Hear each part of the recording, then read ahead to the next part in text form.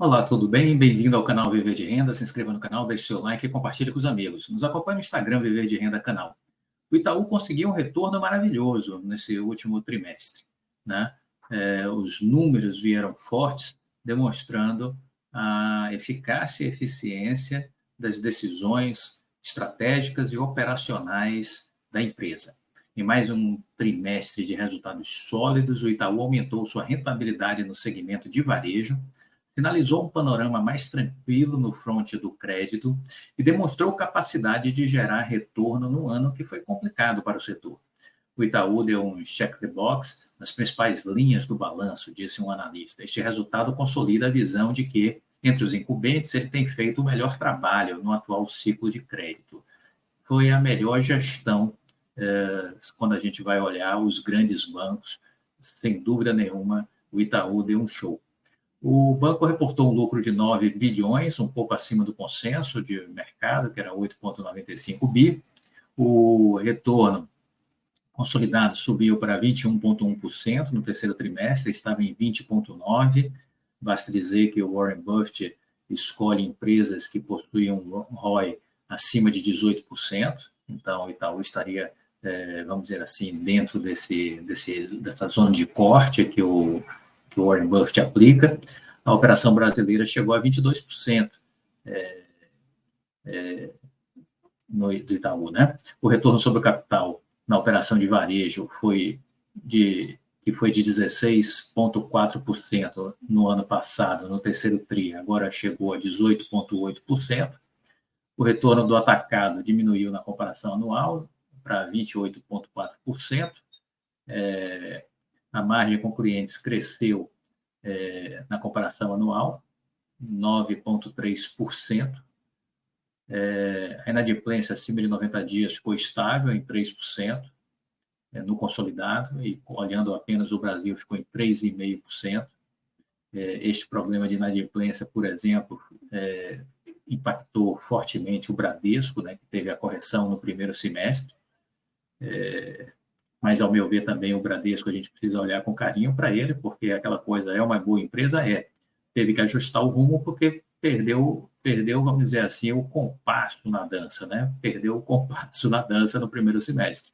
Mas a chance de se ajustar e se recuperar, ao meu ver, olhando a estrutura do Bradesco, é muito razoável. Algo que corrige muito nos dá ponto de entrada, essa é a lógica, né? Então, para quem me pergunta sobre o setor bancário, né, eu sempre digo isso, olha, o Itaú é a grande empresa de gestão, né? Quando você olha a oportunidade, o Bradesco, ao meu ver, diante da correção, ele nos deu oportunidades, né, por conta da correção que ele fez. Os dados do terceiro e quarto TRI já serão melhores e nos mostrarão espaço de rearrumação do ponto de vista da sua valorização. Voltando ao Itaú, a inadimplência continua relativamente alta frente ao passado, mas a tendência de queda está mais clara, entendeu? A tendência de queda está mais clara. A economia está melhorando, os programas de renegociação de dívidas aconteceram, a Selic caindo, ou seja, a gente tem aí um potencial de melhoria pela frente, ok? Então, está aí um pouco dos números do Itaú, e vale dizer que o BTG também divulgou resultados e que os resultados do BTG foram positivos, né? Para variar, né? Então, os resultados do BTG foram positivos, do terceiro TRI. Se você for observar, eles tiveram aí um lucro líquido ajustado de 2,7 bi no terceiro trimestre, tiveram uma receita total de 5,7 bi no terceiro TRI, que representa aí um crescimento ano a ano, tanto em termos de lucro líquido ajustado como de receita total, de 19%. De 19%. O portfólio de corporate e PME, né, do BTG teve um crescimento de 24%. Ele está aí com um portfólio de 161 bilhões de reais, né? e o ROE ajustado está em 23,2%, que também colocaria ele facilmente na relação de empresas com perfil de investimento do Warren Buffett, né? Que escolhe empresas que têm potenciais aí de retorno assim, igual ou superior a 18%. Então, está aí um pouco dessa conjuntura do setor bancário. Falei em setor bancário, vamos lembrar que o prazo está correndo para aquela questão do rotativo do cartão de crédito, né? Que estamos falando de banco, isso é uma vergonha, isso é um crime praticado pelos bancos, à luz do dia. Crédito rotativo é uma coisa de bandido, juros de 430 e tantos por cento ao ano. Não existe país sério no mundo que pratique isso. O Congresso aprovou uma lei e deu 90 dias para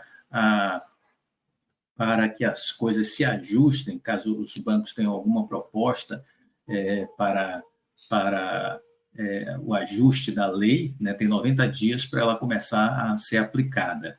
E se nenhuma proposta for apresentada, o Congresso já estipulou, findo esses 90 dias, que já estão contando, um teto máximo para os juros do rotativo do cartão de crédito em 100%. Em 100%. Então, isso é razoável, isso é inteligente e está de bom tamanho. Os bancos estão esperneando, é problema deles. Não tenho o menor receio de dizer isso, problema deles, eles que se ajustem. Né? Se não quiserem, não deem crédito, né? Não façam operação com cartão. Vocês vão ver que eles vão continuar trabalhando bonitinho. Né? Vão continuar trabalhando bonitinho. Disso eu não tenho a menor dúvida. Mas vão chorar, tentaram impedir a aprovação da lei. É isso mesmo, faz parte do jogo, né? Mas vida que segue, vida que segue. Olha, a reforma tributária, vocês viram aí uma questão importante relacionada aí à aprovação dessa temática. É a reforma dos nossos sonhos, ela vai para a Câmara para passar aí por uma revisão, mas eu queria deixar claro o seguinte, olha, não é a reforma tributária dos sonhos, mas é a reforma tributária que já representa algum tipo de avanço. Reconhecendo isso, por exemplo, eu queria destacar isso aqui para vocês, 70 economistas e empresários assinaram um manifesto favorável à reforma tributária. Né?